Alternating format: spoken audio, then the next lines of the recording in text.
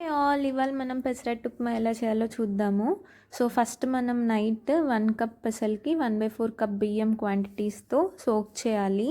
So soak చేసేసాక మార్నింగ్కి ఇలా అయింది. So ఇది మనం డ్రైన్ చేసేసుకొని ఒక హాఫ్ అన్ అవర్ ముందు నానబెట్టుకున్న అటుకులు కూడా వేసుకోండి. సో 1/4 కప్ అటుకులు అయితే సరిపోద్ది. సాఫ్ట్ ఎక్కువ కావాలని కొంచెం ఎక్కువ వేసుకోండి. తర్వాత 1 స్పూన్ జీలకర్ర, ఇంకా 3 to 4 చిల్లీస్ కూడా వేయండి. తర్వాత కొంచెం అల్లం వేయాలి. సో అల్లం వేస్తే మన ఇంగ్రీడియంట్స్ అన్నీ రెడీ అయినట్టే. సో ఇది ఇప్పుడు మనం గ్రైండ్ చేసేసుకుందాము.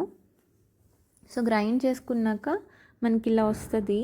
సో నెక్స్ట్ మనం 1.5 స్పూన్ సాల్ట్ వేయాలి. సో సాల్ట్ వేసాక ఇది మళ్ళీ తిప్పుకోండి, కన్సిస్టెన్సీ చెక్ చేసుకోండి దోశకు వస్తుందా రావట్లేదా అని. సో పెసరపిండి ఎప్పుడైనా మీరు చేసేటప్పుడు ముందు రోజు నైట్ సోక్ చేసి మార్నింగ్ అట్లేసేటట్టే చూసుకోండి, ఎందుకంటే ఇది త్వరగా పులిసిపోతుంది కాబట్టి. సో ఇందులో కన్సిస్టెన్సీ ఇంకొంచెం వాటర్ వేస్తున్నాను, నాకు థిక్గా అనిపించి. సో ఈ కన్సిస్టెన్సీలో మనం కలిపేసుకుని ఇది సైడ్ పెట్టేసుకుంటే ఇది కాసేపు సోక్ అవుతూ ఉంటుంది. ఈలోపు మనం మిల్క్ ఉప్మా చేసేద్దాము. సో ఇది రెడీ అయిపోయింది. సో ఇప్పుడు ఇది నేను పక్కన పెట్టేస్తున్నాను. సో నెక్స్ట్ మనం మిల్క్ ఉప్మా కోసం ఇలా చిల్లీస్, కరివేపాకు, అల్లం కట్ చేసుకోవాలి. సో జస్ట్ ఇవి చాలు మనకి మిల్క్ ఉప్మాకి. నెక్స్ట్ మనం ఒక గిన్నె తీసుకుని అందులో 1.5 స్పూన్ ఆయిల్ వేసుకోండి. అందులో మనం తాలింపు వేసుకోవాలి. రెగ్యులర్ తాలింపు, శనగపప్పు, మినపప్పు, ఆవాలు ఇవన్నీ వేసి అది కొంచెం వేగాలి. ఇవన్నీ వేగాక మనం కట్ చేసుకున్నా కూడా అందులో యాడ్ చేసేసి అవి కూడా ఇలా వేపుకోవాలి. సో ఈ రెండు బాగా వేగాలి. ఈ రెండు వేగాక మనం బ్రౌనిష్ షేడ్ చూసాక అందులో మీరు 3/4 స్పూన్ సాల్ట్ వేసుకోండి. సో 3/4 స్పూన్ సాల్ట్ నేను హాఫ్ కప్ సూజీ రవ్వకి చెప్తున్నాను, అప్పుడు అది ఎగ్జాక్ట్గా సరిపోతుంది.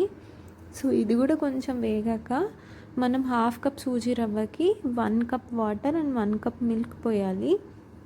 సో ఇదే టైంలో నేను మిల్క్ బాయిల్ చేసేస్తున్నాను. ఫస్ట్ మనం 1 కప్ వాటర్ పోద్దాము.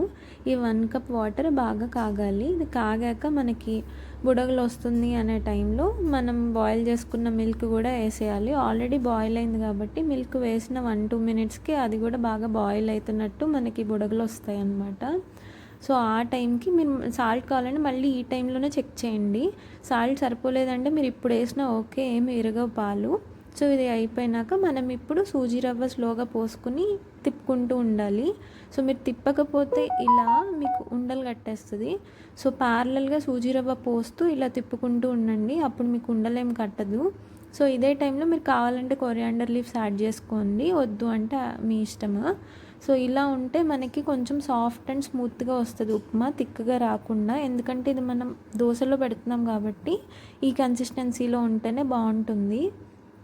సో చూసారు కదా, 5 మినిట్స్కే మన ఉప్మా కూడా రెడీ అయిపోయింది.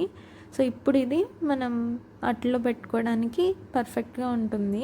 నెక్స్ట్ మనం ఇలా దోశ పెనం వేడి చేసుకుని ఇది దోశలాగా పోసుకుందాము మీరు చూస్తున్నట్టు. సో దోశలు పోసుకున్నాక మనకి 2 సైడ్స్లో గోల్డెన్ బ్రౌన్ కలర్లో రావాలన్నమాట, అప్పుడు అది బాగా కాగినట్టు.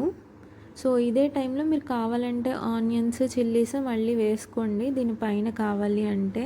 ఇంకా క్యారెట్ మీరు ఏం కావాలన్నా ఇప్పుడు ఈ టైంలో వేసేసుకోండి. దానిపైన ఉప్మా పెట్టుకుంటే ఇంకా టేస్ట్ బాగుంటుంది.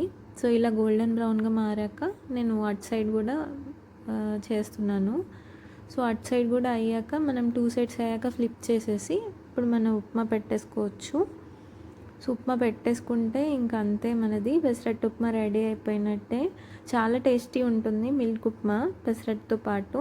సో ఎవరైతే ట్రై చేయలేదో అందరు తప్పకుండా ట్రై చేయండి. సో దీన్ని మనం గ్రౌండ్నట్ చట్నీతో కానీ అల్లం చట్నీతో కానీ తినొచ్చు, చాలా టేస్టీగా ఉంటుంది అల్లం చట్నీతో తింటే. అంతే. So weekend special pesarattu upma అయిపోయింది. Bye all.